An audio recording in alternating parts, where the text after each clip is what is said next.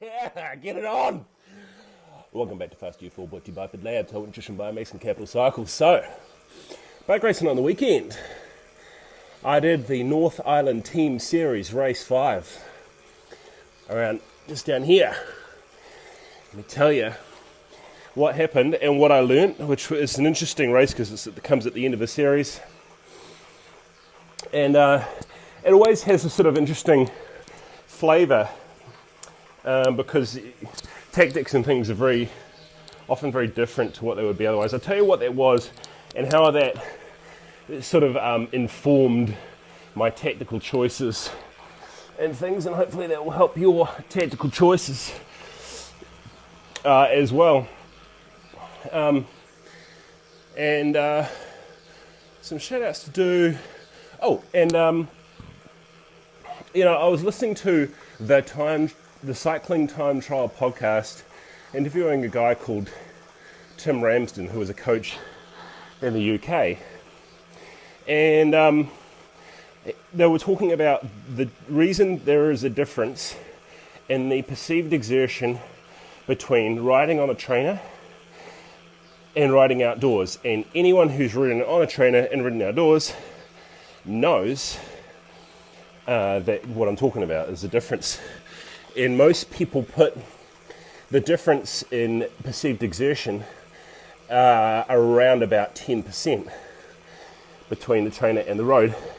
And the only thing is that it's kind of like the $1 million question, because everyone knows it and no one knows why it is. And the other part is all the explanations are wildly unsatisfying, because people will say, well, it could be this, could be that. Well, I think I've done quite a lot of thought on this. And I'm not saying I have all the answers. It's a little bit mysterious, but I do have what I think are some pretty good answers to answer 89.5% of the question. I think you'll find this marginally more satisfying than some of the answers you get. So, without further ado, let's talk about North Island Team Series race. And tactically, coming into this, I always like to divide races between the physical, the fitness, the power side of it, all that, and the tactical and strategic thoughts. Tactical, what you're doing on the road and why you're doing it. And strategic, maybe like how that fits in with your team's plans or your plans for, say, a series as a whole. And this race, the most important part of it was always going to be those strategic tactical considerations. So as a whole, this race, North Island Team Series 5, comes at the end of the series, of course. And it's different in different grades, but I'll just talk about mine. It's the most relevant.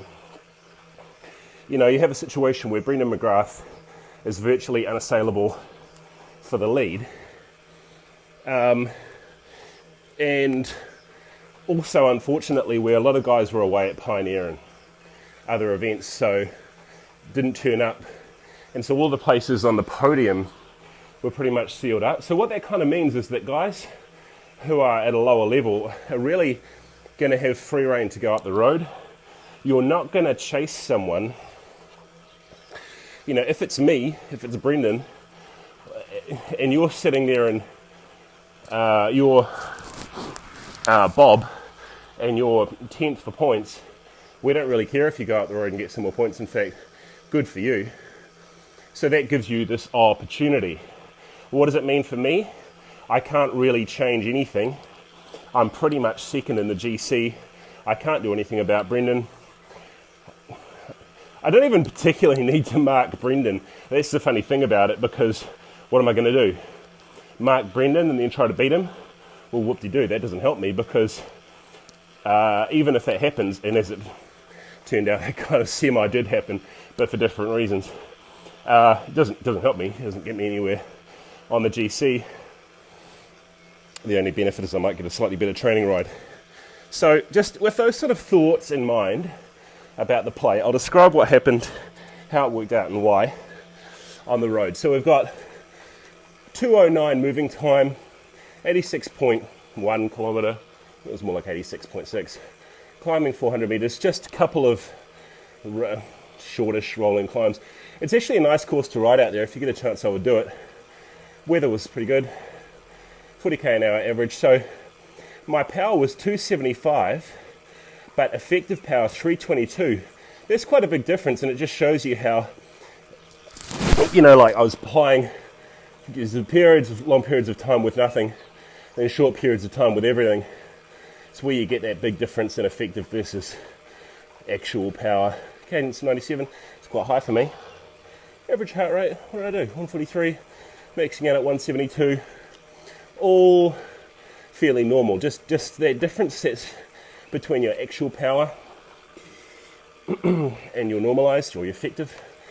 Yeah, that's always a little bit of a telltale about how the race went. And in short, it kind of went as I sort of described before, which was, I knew going into this that the most likely scenario was that a break of lesser riders, I shouldn't say that, of people lower in the GC would go. And I kind of wanted to preempt that a bit. So I thought, well, if that's going to happen, funnily enough, weirdly, no one really has a particular incentive to chase me either, because I'm pretty unassailable on second. So I thought, well, why don't I just preempt that, try to be in the break that goes early. And really, it's probably not going to make any difference to anything. I'll just get a better workout. And you can see how I really lit it up on one of the first climbs, applying a short period of time there.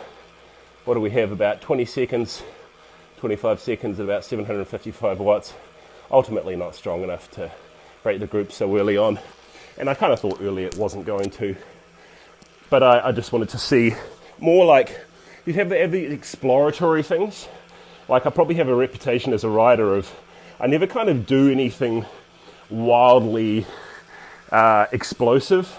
And frankly, I can't. It's not really my style of riding. But I will have a go on descents or places where people don't expect small attacks to happen. And my kind of version of an attack is to drift off the front, keep applying power with the idea that, and look around. And then, one of two things happens. You either got everyone on your wheel and you're rooted, which is fine. Then you just pull back. Or you notice that you've opened up 20 meters. Then you apply a little bit more power. You open up 30 meters. Then you apply a little bit more power. Someone bridges across to you. Two people bridge across to you. You've got 50, 100 meters on the bunch. And then you're in business. Can go either way. And this time it was the former, but I've had plenty of times where it's the latter. And my suggestion to you, if you're a kind of a bigger time trialist, specialist sort of a rider, is to always be trying those exploratory ideas in places that are not that popular for attacking because people don't expect it. You want to wedge open a gap. But ultimately a break was instigated yesterday by Brent Backhouse, Dave Weaver, Ben Knight, Lee Campbell, a few other guys. Urian Gertz, I think, went up the road from our team as well. Lots of FitLab riders, lots of Wheelworks riders. A break of about 7 or 8. Tristan Thomas went away and the bunch slowed down as I knew it would. And we basically pissed around for about an hour. Very low power. I mean, if you look in the middle of the race here, you can see the heart rate and power comes down. And for about a quarter of the way in till the turn, look at that, only doing about 245 watts, normalized of 277. Yeah, real low.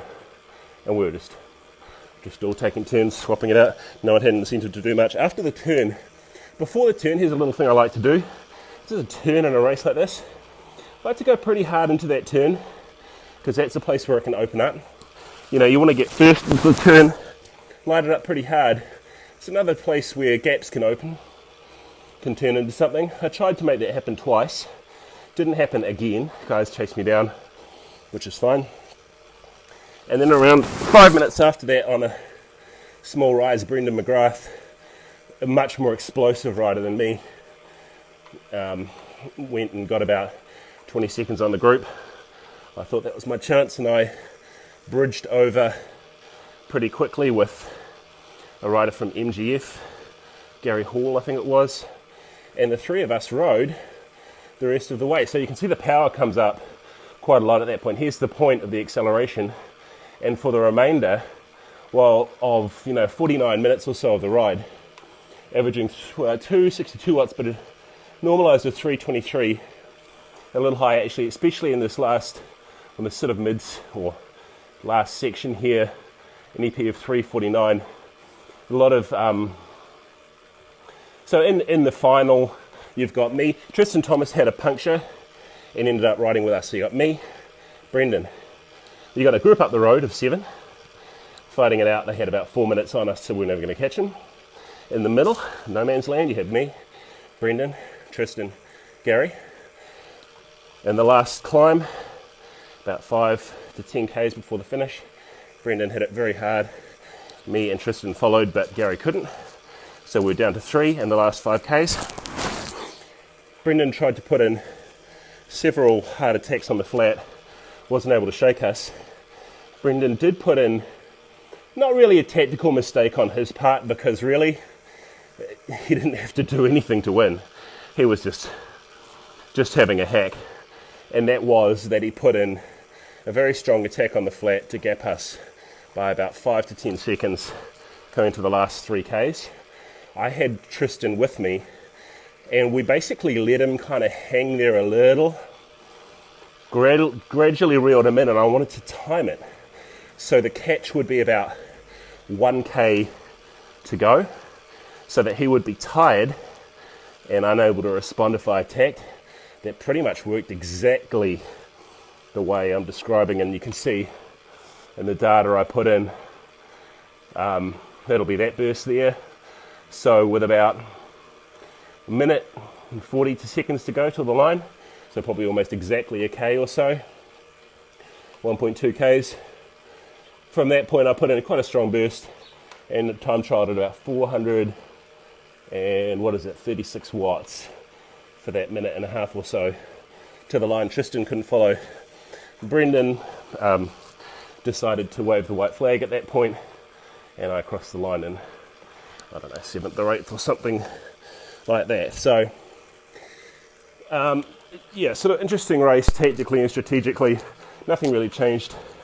And the guy who won, my guys did really well, picking up lots of team points in the 4th, 5th, 6th place sort of range, which was what we wanted for the team. And Brent Backhouse taking the win in Master 1. Big bunch, sprints in Master 2 and Master 3. Ian Paynton doing a seriously classy mission off the front, Master 2, and taking the series by a giant margin. Master 3, I can't remember what happened, but optimal performance taking the team, and 2nd, 3rd, 4th places on the podium. So thank you to George Sandoval for running another great series. We'll all be back next year. We all learned something. A well put together series, well organised. It's an interesting format because teams racing like this is different to teams racing for time, and it changes things tactically. I'll probably go into that another time, but in a nutshell, it's like it forces those sort of interesting situations like yesterday, because you're not worried about time. Maybe one potential change to the series is they could look at making it time-based, almost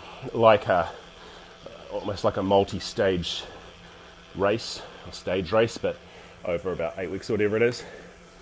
And that would probably force more aggressive racing, I think, rather than points. Because, look at it this way. This happens to me all the time, where imagine you're in a scenario, you're in, 3rd place for points overall, and let's say you're in third in the series, and you've got someone who makes a lot of time on you. You don't really have to worry about that as long as you keep your placing, because that's ultimately what matters for points. And that can, of course, shut down teams and shut down riders, because that's just the game. So, thank you again for a great series. So, that one's ticked off for another year. We'll be entering FitLab team, or possibly teams, in the 2019 version. I'd like to keep supporting that series. It is a good one. Let me have a look here. What other notes did I write down? Oh yeah, well let's... thank you. Just one more thing on that. Thank you to my FitLab team. I think Ben Knight, before the race yesterday, said something wildly classy, which he said, "Thank you, I've enjoyed being on your team. It's been a lot of fun." And I think that's true. I really like my team. I like their support of me for the GC. I like that we can be a bit reciprocal about it and let guys can have a go up the road, and it kind of works like that for this series.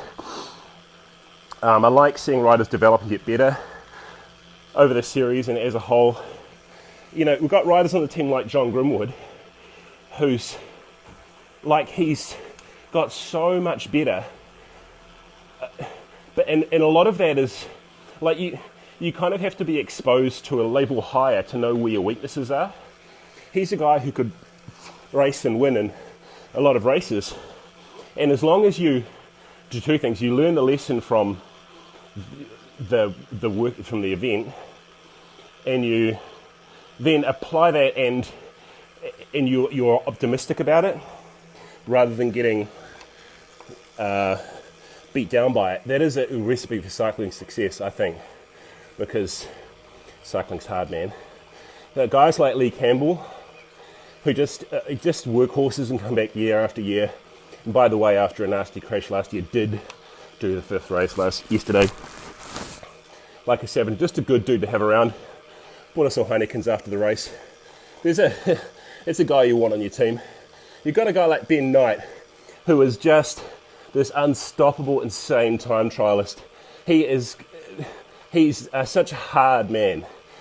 You know, like, if you think you have dropped Ben Knight from your group, you're almost certainly wrong. And I realise that's a sweeping statement, but that man, after watching him come back about 5 times in round 2, and just several times, he is a gritty dude. There's a guy who knows to put his head down and just work, man. There are guys like Chris Sutherland, who are naturally good climbers, and maybe lacked a little bit of self-belief, but when that, you should have seen some of the performances later in the piece, and how he's applied that to Taupo, and how he's applied that to K2. Maybe the thing I learnt from Chris is a little bit of self-belief goes a long way. Because you might have the ability, but if you don't want to suffer or believe in yourself, you might not use it all. Okay, I think that kind of applies to Chris. Quiet dude, but quiet achiever. You have got Urian Gertz, who just turns up, gets the job done, a great team worker, a great team contributor. Like, he's not the strongest in the team at the moment. Actually, if you know, Urian has just had a lot going on in his life, but if he trains, and he's a unit, he really is, in the TT. But you always want a guy like that in your team. Thanks, Urian. We've got Ben Copsey, who is still not right from his crash last year, but came along to every single race, drove the car, and that's good for our team, but it's good for everyone else, because that's the wheel car, that's the radio. You know, like, that's pretty dedicated to come out and support the team like that when you're not even racing. No excuses, gets the job done. You know, fantastic. Thank you so much, Ben, for doing that. It's hugely important. Had Scott McDonnell and Andrew Jamison, the other FitLab coaches, come out and help me in a couple of races. Scott is just if you don't know Scott McDonnell, he's another FitLab coach.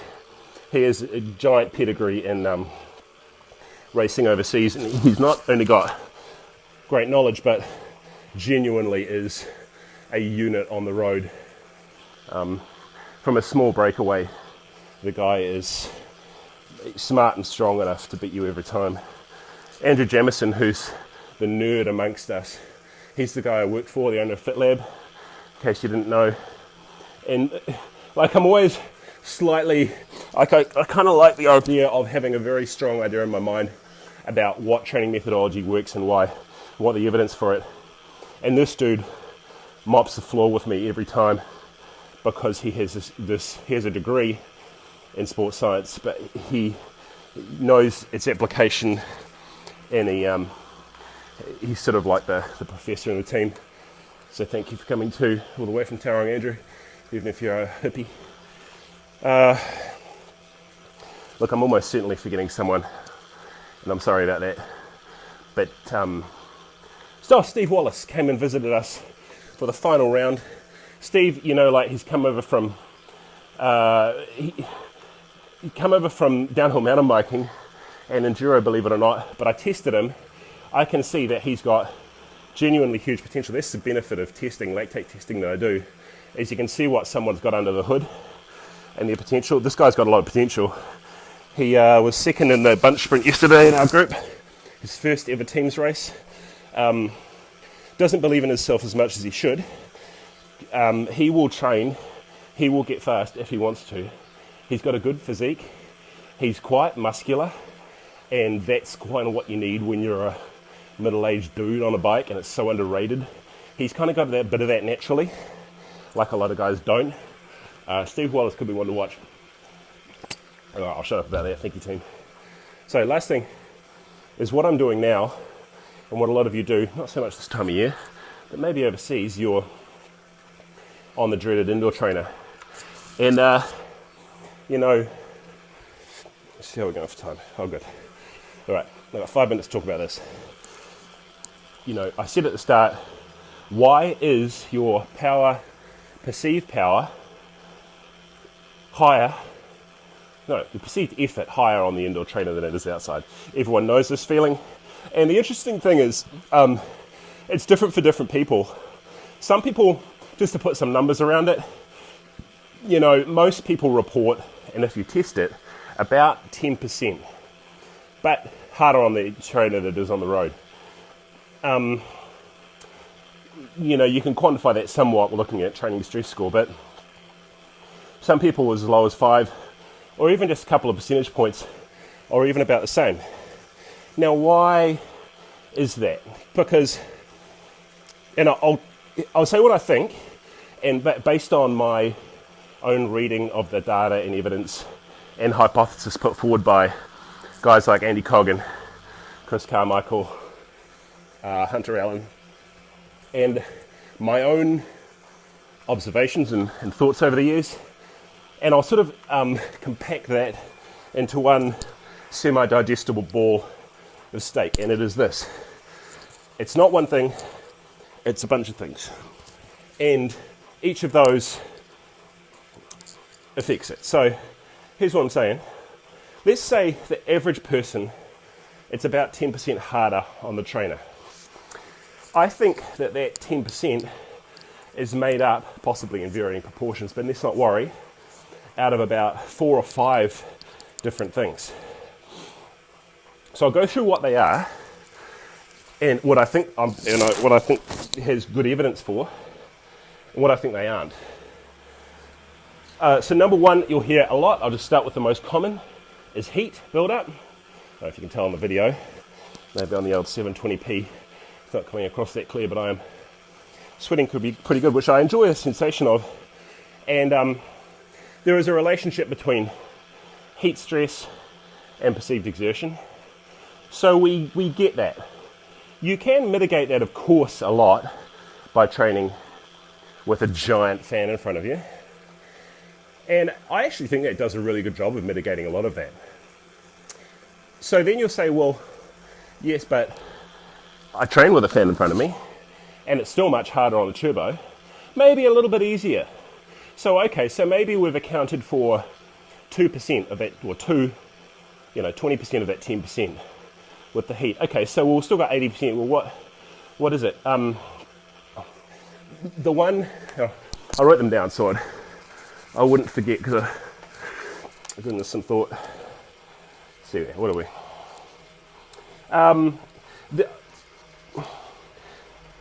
The next one is a little bit harder to quantify and a little bit more nuanced, but to do with the trainer and the pedal stroke. Like some, trainers apply resistance differently, a little bit differently. So you've got a direct drive one like this with a big flywheel, Texneo. You have a little one, your standard one that applies resistance at the tyre. That's a little bit different. And I think it was Chris Carmichael I was reading who hypothesized that those different styles of resistance, and maybe how the trainer moves, see that trainer moves a little, rocks a little side to side on this one, all those little things actually add up to a slightly different muscle firing pattern in the pedal stroke. And if you're not used to that, it can seem more fatiguing. In the same way that if you go out and I have announced to you, because you're a mountain biker, that you need to increase your cadence on the road, at first that feels uncomfortable, and it's uncomfortable because the perceived exertion is high because it's an unusual muscle firing pattern for you. The same thing as, TT, it's not just all about hip angle, it's about this as well. Anytime you change bikes or positions of pedaling style, and that's trainer to trainer or trainer versus road, I think that applies somewhat. It's a little bit hard to quantify or objectively measure, I suppose. The only way I would say is that here's something you will be familiar with. The more work you do on the trainer, the more work you do in a position or on a bike, the better it gets and the lower that perceived exertion gap gets. And I think that's reasonable evidence that there is something to that hypothesis. So let's go to the last thing, which I think is there's probably more than the three, but let's just do three. So you've got heat, you've got resistance, trainer, basically muscle firing pattern. But let's say we still haven't really accounted for the whole 10% difference. The other one I think is, it's like boredom, and that's a bit broad to say just boredom, but there is something to be said for. Okay, I was listening to this Jordan Peterson. He's talking about getting into the flow of something that you're truly engaged with. And everyone, of course, knows the sensation of you're sitting down, you're highly involved with, I was talking to Urian about this yesterday, you're highly involved with some spreadsheet for a client. And, okay, that sounds boring, but at least you're very absorbed in it, and that means that the time passes very quickly. The perceived exertion of that is lower. I think that applies on the bike in the same way, because there is simply less stimulus around you to be interested in and look at and absorbed by. Your focus is the bike and you're suffering on it. And that increases the perceived exertion as well to some extent. And I think when you think about that sort of metaphor where you're engaged in something deeply, time passes fast, the opposite is true, and that applies to your perceived exertion. That's maybe why things like Zwift can help a little bit, because they give you something else to be absorbed in. So here's what I'd say is, everyone, in summary, I think it's heat, I think it's muscle firing pattern, and I think it's boredom. And I think in total they make up about 10%, assuming that you're just jumping on. And I think they can all be mitigated down, they can all be regulated down in those ways I've mentioned. Heat, get a fan. Muscle firing, get used to the position or the trainer. Boredom, use Zwift or something, or just write your own workouts on the trainer, something like that. Now I think ultimately, even if you mitigate down those as far as possible, you're still going to be looking at least a couple of percentage points higher. So at best, things are still going to be harder, but you'll be able to mitigate them down a lot. That's what I think. And that's the best three I've come up with so far. There's certainly bound to be more than that, but I think those are the primary ones.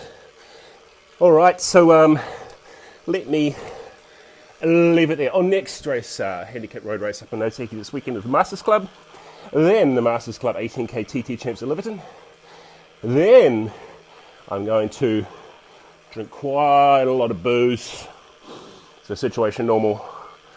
Some, those little Christmas mince pies. And my dad makes this Christmas cake where he soaks all the fruit and booze for literally, I think, maybe a couple of weeks before he makes it. I'm not sure at that point whether it's safe to come fruit and more like some sort of fruity, boozy sludge. Either way, he makes Christmas cake with it and sweet Jesus. So I'm going to get a cup of tea. Have a bit of that. May involve some afternoon napping. That's what I'm excited about. Then we're going to do summer planning.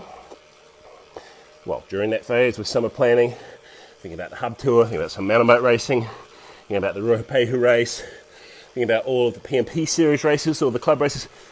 The Nationals is going to go crazy. I'm excited. Come see me at the next race. Some crap fix guys. Saved my ass yesterday, and 2 of my riders on my team. Get it from 022 Sports. Come and see me. Use the discount code FITLAB10, capital FITLAB10, 10% off.